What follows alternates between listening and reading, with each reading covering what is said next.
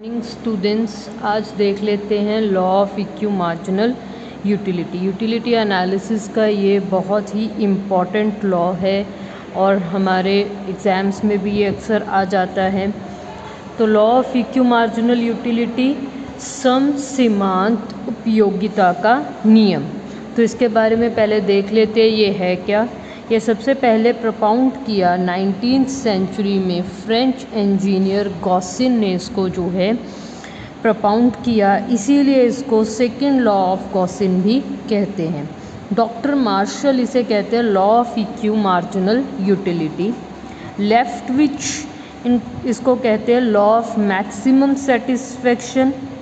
हिब्डन ने इसको कहा लॉ ऑफ रैशनल कंज्यूमर, या फिर इसको लॉ ऑफ सब्स्टिट्यूशन भी कहते हैं। लॉर्ड रॉबिन्स ने कहा लॉ ऑफ इकोनॉमिक्स। ठीक है, तो अब हम देखते हैं कि ये जो डिफरेंट इसको नाम दिया गया है, क्यों दिया गया है और ये आखिर है क्या चीज़। तो law of equi marginal utility है कि हमारे पास जो एक कंज्यूमर है उसके पास जो इनकम होती है वो लिमिटेड होती है। तो लिमिटेड इनकम में कोई भी कंज्यूमर क्या चाहता है, मैक्सिमम सेटिस्फेक्शन। अब वो मैक्सिमम सेटिस्फेक्शन कैसे ले, ये हम law of equi marginal utility में देखेंगे कि कैसे वो मार्जिनल यूटिलिटी को डिवाइड करे डिफरेंट कमोडिटीज़ में, ताकि उसको मैक्सिमम सेटिस्फेक्शन मिले उसकी लिमिटेड इनकम में से। राइट। तो प्रोफेसर सैमुअल्सन ने इसमें यह भी कहा है, a consumer get maximum satisfaction when the ratio of marginal utilities of all commodities and their prices equal, यानी कि MU1/P1, MU2/P2, MU/P3। मतलब कि अगर प्राइसेस इक्वल हैं तो मार्जिनल यूटिलिटी सभी की इक्वल होनी चाहिए, और अगर प्राइसेस इक्वल नहीं है तो marginal utility over price equal to marginal utility another item over price होना चाहिए। राइट। तो इस लॉ का मतलब सिर्फ इतना ही है, इस लॉ को रखने का मतलब सिर्फ इतना ही है कि एक कंज्यूमर जो है वो एक रैशनल कंज्यूमर है, और एक रैशनल कंज्यूमर कैसे मैक्सिमम सेटिस्फेक्शन ले सकता है डिफरेंट कमोडिटीज़ को यूज़ करते हुए अपनी लिमिटेड इनकम में से।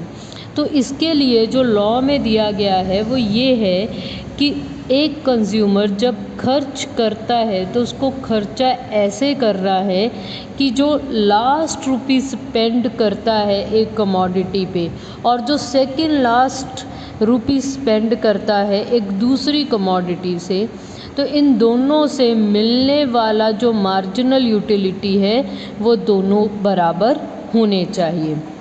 अगर वो दोनों एक बराबर होंगे, एक बराबर सेटिस्फेक्शन देंगे, तो डेफिनेटली क्या होगा, मार्जिनल यूटिलिटी इक्वल होगा और कंज्यूमर को मैक्सिमम सेटिस्फेक्शन मिलेगा। ये था इंट्रोडक्शन। इसका अजम्पशंस और एक्सप्लेनेशन से आपको ज़्यादा इसमें समझ आएगा। आइए अब देख लेते हैं अजम्पशंस। अजम्पशंस में क्या कहते हैं, cardinal measurement of utility is possible. देखो, यूटिलिटी एनालिसिस में हम जितना भी मार्जिनल यूटिलिटी को मेजर कर रहे हैं वो कार्डिनल नंबर्स में कर रहे हैं, यानी कि 1, 2, 3। यानी कि अगर मैंने कुछ कंज्यूम किया तो मैं कह सकती हूँ कि मुझे इतने यूटिल्स उसमें से यूटिलिटी मिली। दूसरा क्या है, कंज्यूमर इज़ रैशनल। कंज्यूमर जो है रैशनल है, यानी कि कंज्यूमर क्या चाहता है, maximum satisfaction. Income is fixed. Income जो है वो फिक्स्ड है, कांस्टेंट है, चेंज नहीं होगी। Marginal utility of money remain constant. ये मैंने आपको law of diminishing marginal utility में भी अजम्पशन में समझाया था। अब भी वही सेम अजम्पशन है कि मनी का मार्जिनल यूटिलिटी कांस्टेंट रहेगा, वो चेंज नहीं होगा। Prizes of other commodities remain constant. सारे अदर कमोडिटीज़ यानी कि चाहे सब्स्टिट्यूट्स है चाहे कॉम्प्लीमेंट्री गुड्स हैं, उनके प्राइसेस क्या रहेंगे, कांस्टेंट रहेंगे। Commodities divisible in small units, अगर कमोडिटी स्मॉल यूनिट्स में डिविजिबल नहीं हैं तो हम उसका मार्जिनल यूटिलिटी नहीं मेजर कर सकते। तो कमोडिटीज़ स्मॉल यूनिट्स में डिविजिबल होनी चाहिए। Consumption take place at a given time period, जो कंजम्पशन है वो एक ही बार में सारी की सारी कंजम्पशन होनी चाहिए। अगर पार्ट्स में कंजम्पशन होगी, टाइम गैप में कंजम्पशन होगी, तो मार्जिनल यूटिलिटी उससे चेंज हो सकती है। अब एक्सप्लेनेशन में देख लेते हैं। सबसे पहले एक टेबल के थ्रू हम देखते हैं law of equi marginal utility क्या कहता है। हमें एक एग्जाम्पल लेके चलते हैं कि सपोज़ 5 रुपीज़ जो है इनकम है किसी एक कंज्यूमर की, और वो कंज्यूमर जो है 2 चीज़ें जो है ख़रीद रहा है, 2 कमोडिटीज़ ले रहा है, that is mangoes and milk. ठीक है, तो अब हम देखते हैं कि इसको कैसे एक्सप्लेन किया गया है। सपोज़ फर्स्ट रुपी खर्चने पे, यहाँ पे फर्स्ट रुपी खर्चने पे अगर वो पहला रुपया खर्च करता है मैंगोज़ पे, तो उसको मिलने वाला मार्जिनल यूटिलिटी कितना है, 12 यूटिल। ठीक है, और अगर वही 1 रुपया वो खर्च करता है मिल्क पे, तो उसको मिलने वाला मार्जिनल यूटिलिटी है 10 यूटिल्स। अब आप देखिए कि अगर 1 रुपया पहला जो खर्च करना है उसको खर्च करने पे मुझे मैंगोज़ से यूटिलिटी ज़्यादा मिल रही है, मिल्क से कम मिल रही है, तो मैं क्या प्रेफर करूँगी, मैं प्रेफर करूँगी मैंगोज़ को लेना।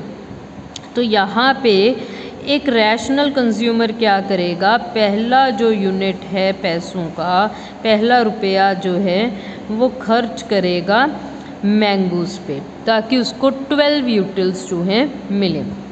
अब देखो अगर वो सेकंड रुपया खर्च करता है मिल्क से मिलने वाला, क्योंकि मिल्क के लिए तो पहला रुपया ही है, से मिलने वाला जो हमारे पास मार्जिनल यूटिलिटी होगा वो 10 होगा, लेकिन मैंगो से मिलने वाला भी 10 होगा। अगर वो दूसरा रुपया मिल्क पे खर्च करता है तो उसको 10 यूटिल्स मिलेगा, और अगर मैंगोज़ पे खर्च करता है तो भी उसको 10 यूटिल्स ही मिलेगा।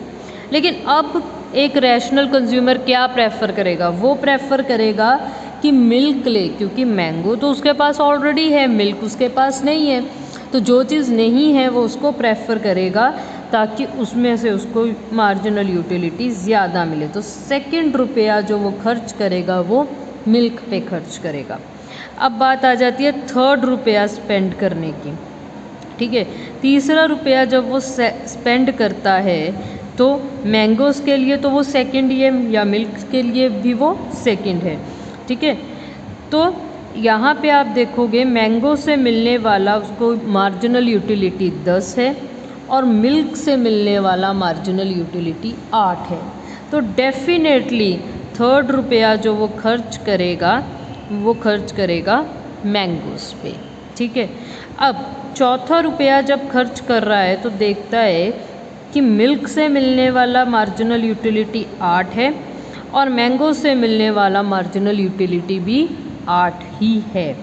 तो इस केस में क्योंकि उसके पास मैंगोज़ के ऑलरेडी 2 यूनिट्स हैं, मिल्क का 1 ही है, मिल्क का सेकंड यूनिट हो जाएगा, इसलिए वो चौथा रुपया, फोर्थ जो रुपी है वो खर्च करेगा मिल्क पे।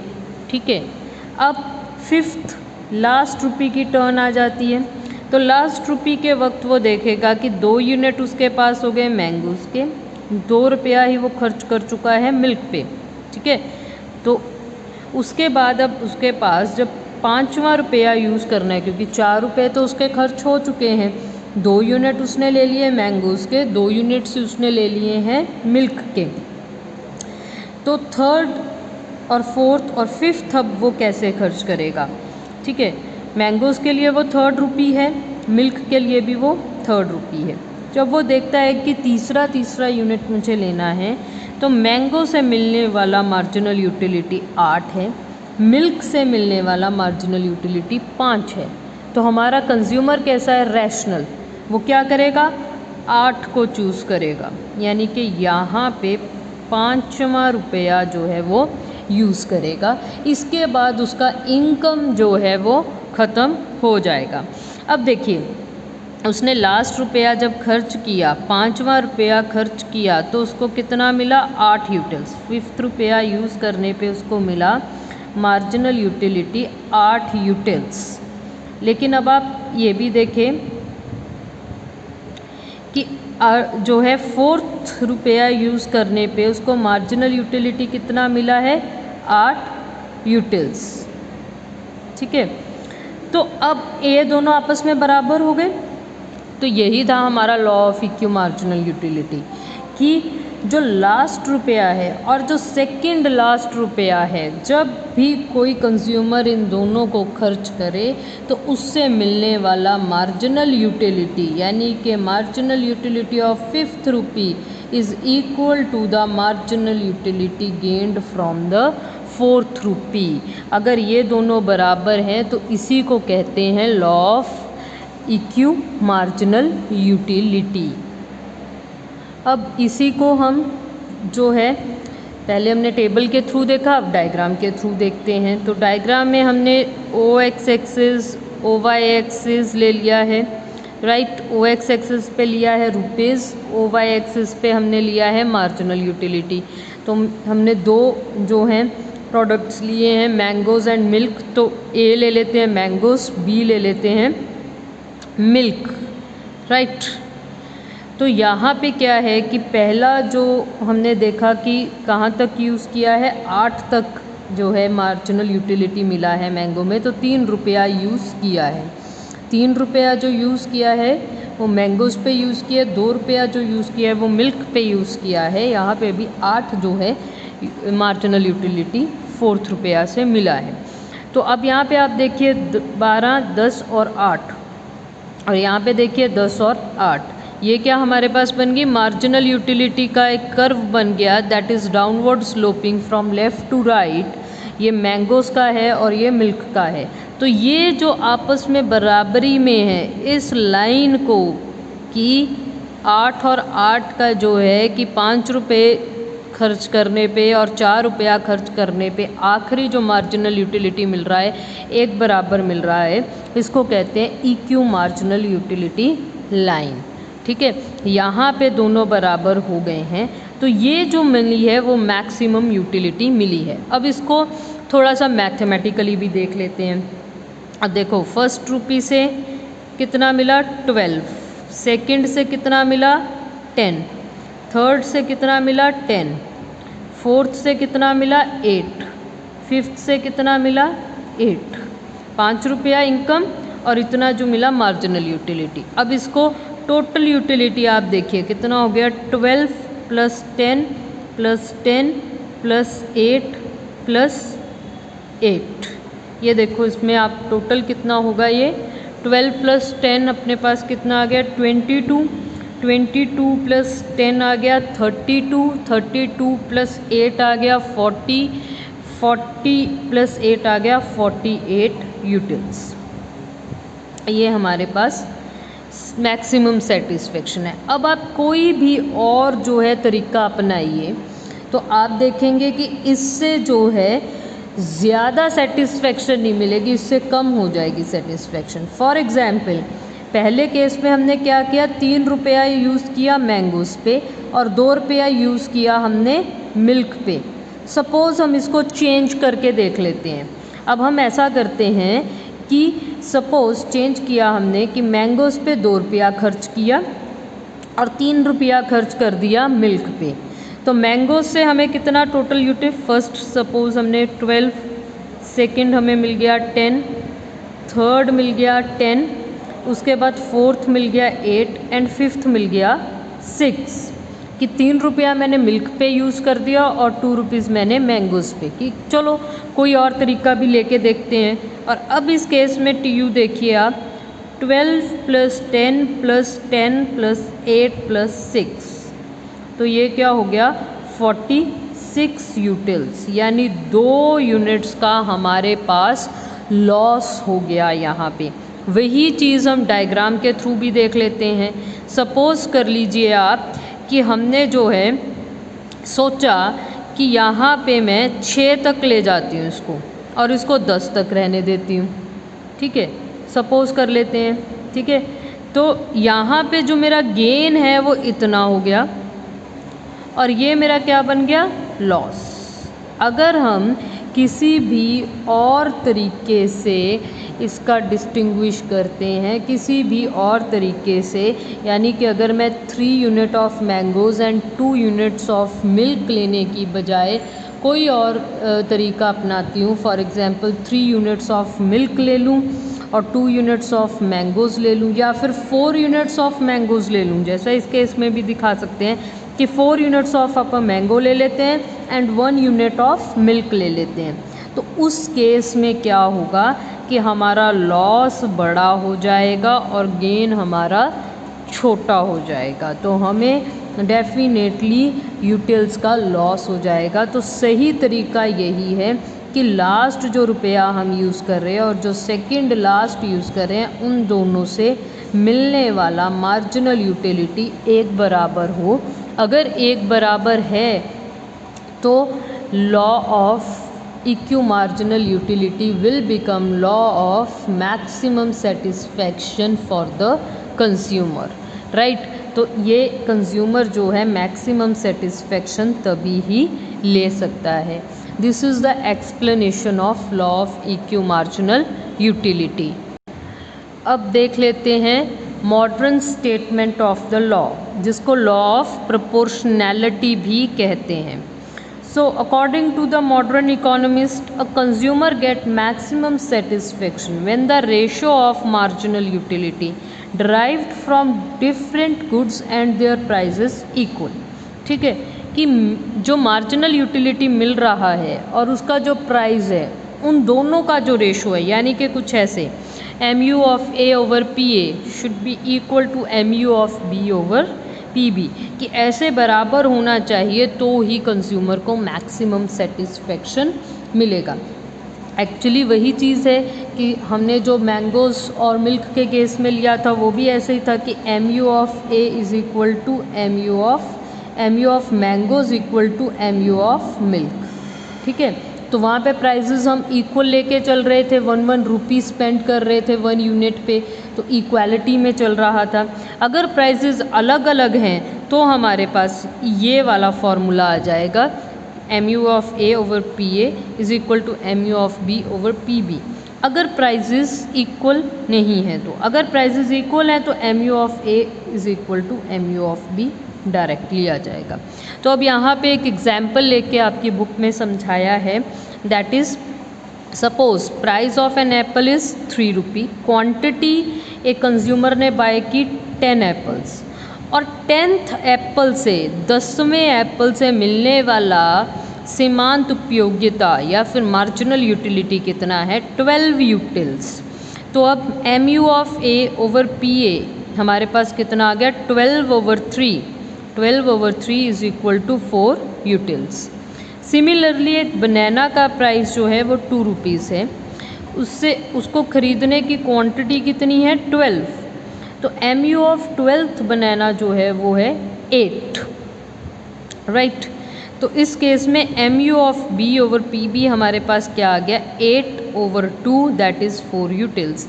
अब यहाँ पे हम देख सकते हैं ये दोनों आपस में क्या हो गए, इक्वल हो गए हैं। MU of A over PA is equal to MU of B over PB, या फिर इसको हम ऐसे भी लिख सकते हैं MU of A over MU of over B is equal to PA over PB, ये आपस में इक्वल है। इकोनॉमिस्ट कहते हैं कि इसको जो है nth आइटम तक किया जा सकता है, MU of A over PA, MU of B over PB, MU of C over PC is equal to up to nth item.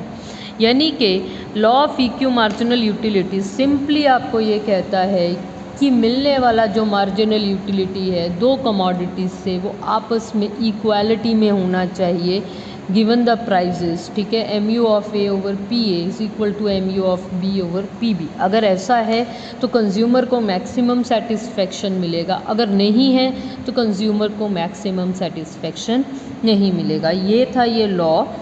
कल के लेक्चर में करेंगे importance, criticism and derivation of demand curve from law of equi marginal utility. आज के लिए इतना ही। Thank you very much.